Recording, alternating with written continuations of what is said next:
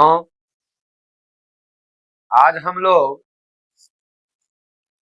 जो प्रश्न देख रहे हैं यह एक्सरसाइज 6.3 का जो लगातार हम लोग पढ़ रहे हैं उसका यह 9वां क्वेश्चन है। जैसा कि 8 तक हम लोग पढ़ चुके हैं और यह क्वेश्चन नंबर 9 है। प्रश्न जो है ये 9वां क्वेश्चन है। तो इसमें हम देख रहे हैं सामने चित्र दिया हुआ है, आप चित्र देख रहे हैं। ये आकृति जो है, इस आकृति में दो समकोण त्रिभुज है। एक समकोण त्रिभुज है ABC, ABC क्योंकि इसका एक कोण B समकोण है। अगर किसी त्रिभुज का एक कोण समकोण हो तो उसे हम समकोण त्रिभुज कहते हैं। और दूसरा त्रिभुज आप देख रहे हैं AMP, AMP जिसमें M कोण समकोण है। ये दोनों त्रिभुज है, चित्र सामने है। इसमें हमको दोनों त्रिभुजों को समरूप सिद्ध करने के लिए कह रहा है। और दोनों त्रिभुज जब समरूप सिद्ध हो जाएगा तो हम जानते हैं कि दो समरूप त्रिभुजों की संगत भुजाएं समानुपाती होती हैं। तो ये स्वतः जो है दूसरा जो सेकंड में सिद्ध करने के लिए कह रहा है कि CA बटे PA बराबर BC बटे MP, ये स्वतः सिद्ध हो जाएगा। तो दो त्रिभुज समरूप होते हैं, दो त्रिभुज समरूप होते हैं, दो त्रिभुज समरूप होते हैं। ए समरूपता कसौटी या प्रमेय से, कसौटी या प्रमेय से दो त्रिभुज समरूप होते हैं। एस समरूपता कसौटी या प्रमेय से दो त्रिभुज समरूप होते हैं। एस समरूपता कसौटी से दो त्रिभुज समरूप होते हैं। एस समरूपता कसौटी से। और दो त्रिभुज समरूप होते हैं ए समरूपता कसौटी से। तो इसमें हम लोग जानते हैं दो त्रिभुजों के यदि संगत कोण बराबर होते हैं तो उनकी संगत भुजाएं एक ही अनुपात में होती हैं और इसलिए वे दोनों त्रिभुज समरूप होते हैं। एस में हम लोग जानते हैं दो त्रिभुजों की संगत भुजाएं समानुपाती होती है तो उनके संगत कोण बराबर होते हैं और इसलिए वे दोनों त्रिभुज समरूप होते हैं। एस दो त्रिभुजों में एक त्रिभुज का एक कोण दूसरे त्रिभुज के एक कोण के बराबर हो और इनको अंतर्गत करने यानी इन कोणों को अंतर्गत करने वाली भुजाएं एक ही अनुपात में हो तो दोनों त्रिभुज समरूप होते हैं। ए समरूपता कसौटी, दो त्रिभुजों में एक त्रिभुज के दो कोण दूसरे त्रिभुज के दो कोणों के बराबर होते हैं तो उनके शेष कोण बराबर होते हैं और इसलिए दोनों त्रिभुज समरूप होते हैं। तो दो कोण बराबर होते हैं तो शेष कोण बराबर क्यों होते हैं? क्योंकि त्रिभुज का कोण योग गुण से हम जानते हैं कि त्रिभुज के तीनों कोणों का योग 180 डिग्री होता है। तो जब तीनों कोणों का योग 180 डिग्री होता है, दो कोण बराबर है दोनों में, तो तीसरा कोण भी बराबर होंगे ही, क्योंकि 180 डिग्री घटे पहला त्रिभुज में दो कोणों का योग बराबर 180 डिग्री घटे दूसरे त्रिभुज में दो कोणों का योग। इस तरह से शेष कोण बराबर शेष कोण हो जाएंगे और इस तरह से दोनों त्रिभुज समरूप हो जाएंगे। तो ये चार स्थितियां हैं जिससे हम इसको समरूप सिद्ध कर सकते हैं। तो यहां पर हमको देखना होगा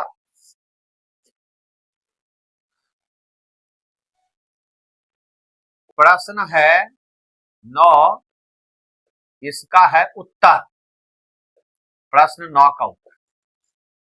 इसमें हम लोग क्या देख रहे हैं? इसमें हम लोग देख रहे हैं त्रिभुज ABC एवं त्रिभुज AMP में, ये दोनों त्रिभुज में देखिए आप, सबसे पहले आप क्या देख रहे हैं, जो ए कोण है दोनों में है उभयनिष्ठ। कोण ए बराबर कोण ए, क्यों? उभयनिष्ठ, क्योंकि यह उभयनिष्ठ है, दोनों त्रिभुज में है। एबीसी, एबीसी में ए, ए एम पी इसमें ए, दोनों में ए कोण उभयनिष्ठ है। तथा तथा कोण ए बी सी, ए बी सी बराबर कोण A M P, A B C A M P, ये बराबर है क्योंकि प्रत्येक है 90 डिग्री। समझ गए? ये 90 डिग्री क्यों हुआ? क्योंकि सी बी लंब है एपी पर तथा सीबी लंब है एपी पर तथा पीएम लंब है, पीएम लंब है एसी पर। तो लंब होने के कारण इनमें से दोनों कोण जो है 90 डिग्री है। तो आप क्या देख रहे हैं? अतः ए समरूपता कसौटी से,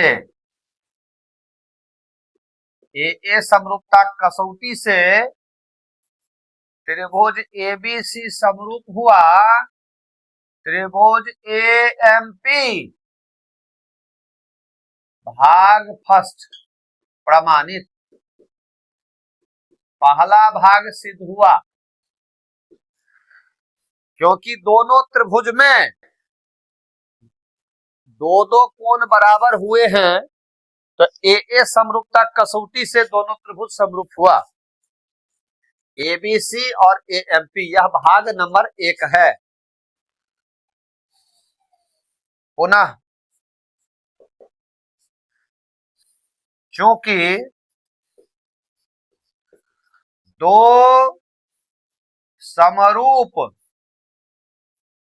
त्रिभुजों की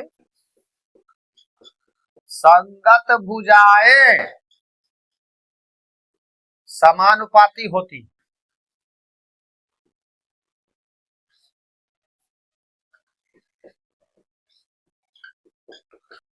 दो समरूप त्रिभुजों की संगत भुजाएं समानुपाती होती हैं, संगत कोण बराबर होते हैं और उनके क्षेत्रफलों का अनुपात, यानी दो समरूप त्रिभुजों के क्षेत्रफलों का अनुपात उनकी संगत भुजाओं के वर्गों के अनुपात के बराबर होता है, उनकी संगत माध्यिकाओं के वर्गों के अनुपात के बराबर होता है, उनके संगत शीर्ष लंबों के वर्गों के अनुपात के बराबर होता है, इत्यादि इत्यादि। जैसा कि आप लोग जान रहे हैं, जानते हैं, पढ़ चुके हैं, समझ चुके हैं। और दो समरूप त्रिभुजों की परिमितियों का अनुपात उनकी संगत भुजाओं के अनुपात के बराबर होता है। इस तरह से चीजों को आप लोग समझ रहे हैं।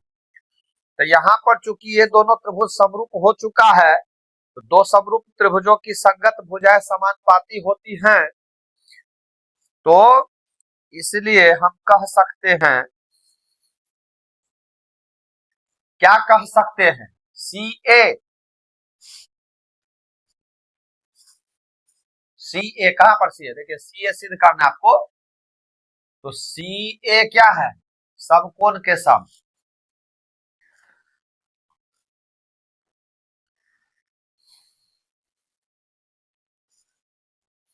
सी ए और पी ए, पी ए भी समकोण के सम है। देखिए पी ए त्रिभुज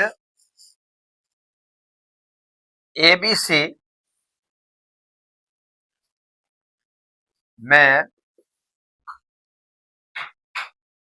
समकोण बी के सामने की भुजा, बी के सामने की भुजा समकोण है बी, एसी, जिसको हम सीए कह सकते हैं, यहां से एसी वहां से सीए,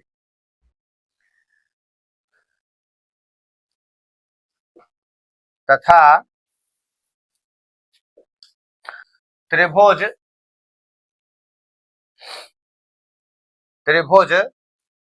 एएमपी में समकोण एम, समकोण एम के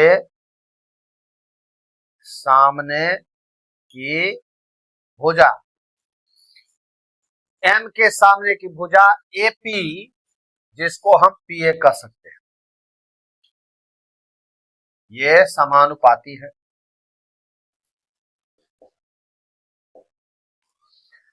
इसी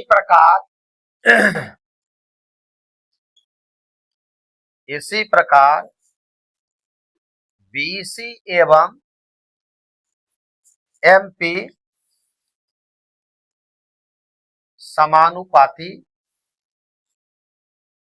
हैं, अतः हम कह सकते हैं CA बट्टे PA बराबर BC बट्टे MP। भाग सेकंड प्रमाणित।